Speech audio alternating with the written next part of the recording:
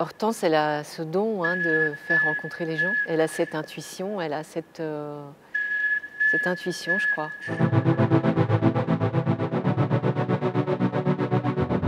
Et elle a pensé que on ferait, je sais pas, quelque chose ensemble, Nacera et moi, que Nacera n'a pas fait avant et que moi j'ai pas fait avant non plus.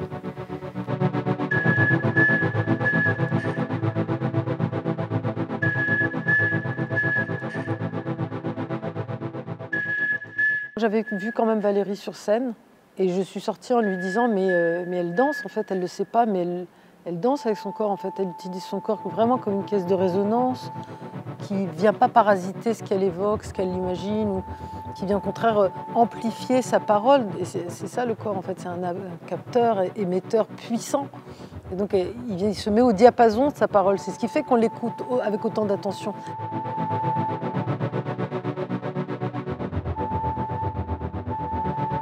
Le travail sur soi, c'est forcément travailler sur ses limites et déjà les découvrir. C'est déjà quelque chose. On ne peut ne pas savoir. Par exemple, Nacera, elle me fait sentir que je dois travailler tout le bas du corps.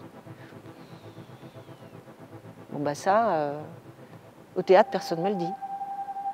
Ça, c'est une limite. Il faut que je travaille là-dessus.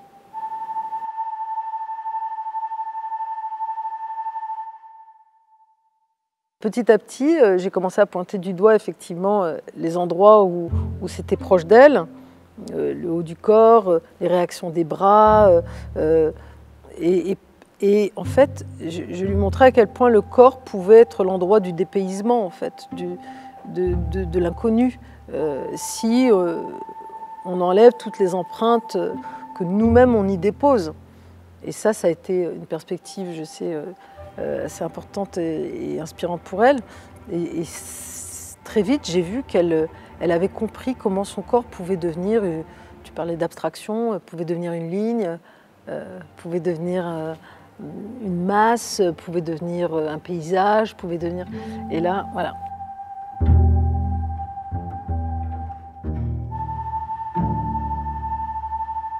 L'imaginaire, c'est le corps.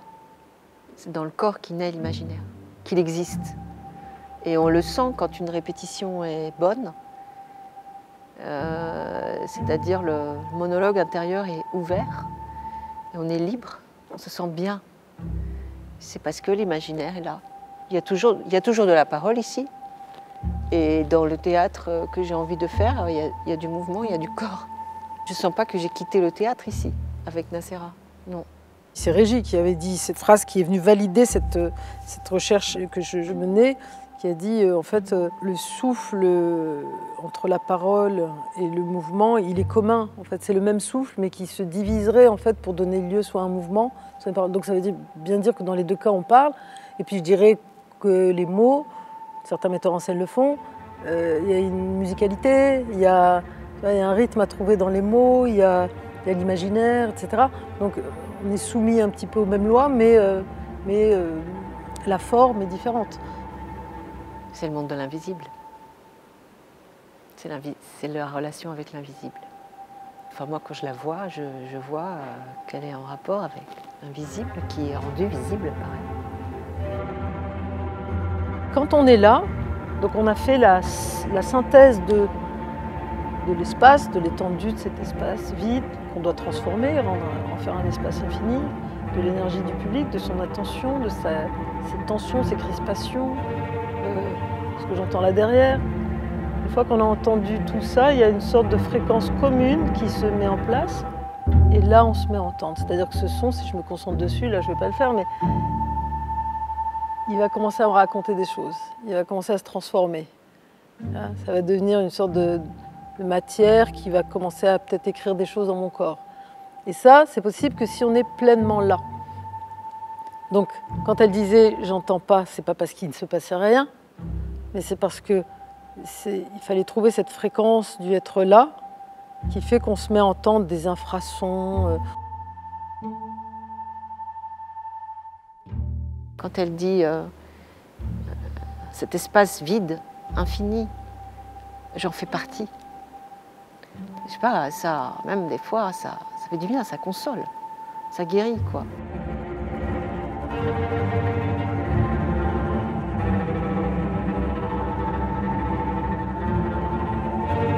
Il faut commencer par être pleinement là, sans peur, sans résistance, sans rien, pour pouvoir entendre. Et c'est ce qui est un peu vertigineux dans cette écriture que j'avais jamais explorée auparavant, c'est qu'en fait elle n'existe pas, elle n'existe que par l'écoute.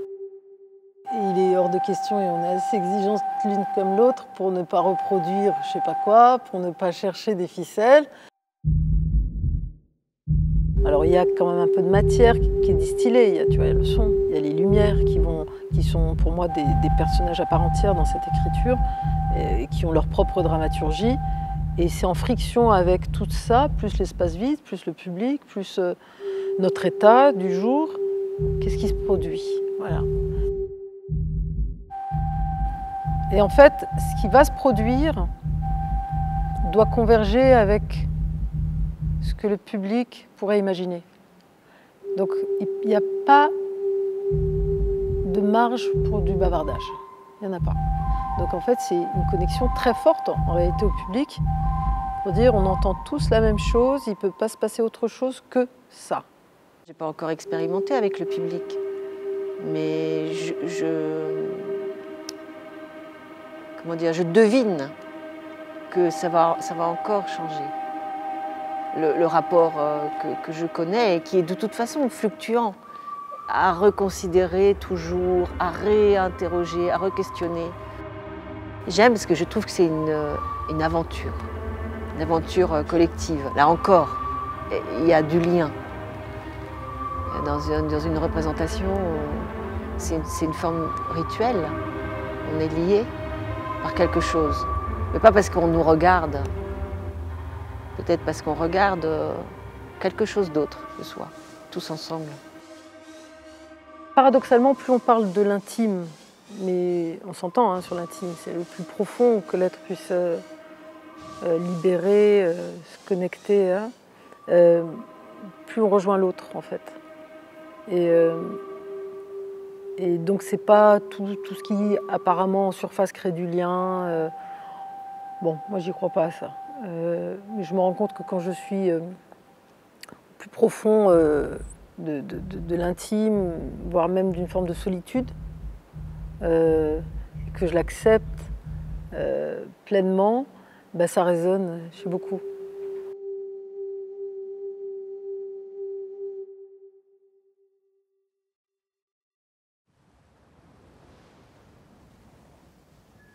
J'ai coutume de dire, depuis qu'on a commencé à travailler, qu'elle a recentré mon travail à l'endroit de l'imaginaire et le pouvoir transformateur de l'imaginaire et rien que de l'imaginaire. Pas un peu d'imaginaire et beaucoup de corps. En le recentrant à cet endroit, moi aussi je me sens comprise en fait dans ce que je véhicule comme imaginaire, univers, façon de travailler. Je sais juste que ça a ouvert une brèche très importante que je vais poursuivre, que j'ai besoin de ce type de recherche et de pousser plus loin. Là, ce que j'initie en termes de recherche et même de déstructuration de ma propre écriture, c'est très important pour moi et c'est un début. Alors ça me transforme à quel endroit? À l'endroit de la pratique théâtrale ou à l'endroit de la vie même? Je crois les deux. Et donc c'est énorme. Le champ qu'elle ouvre, c'est immense. Vraiment. Et moi j'ai beaucoup de chance. J'ai beaucoup de chance d'être avec elle. Je la mesure, vraiment.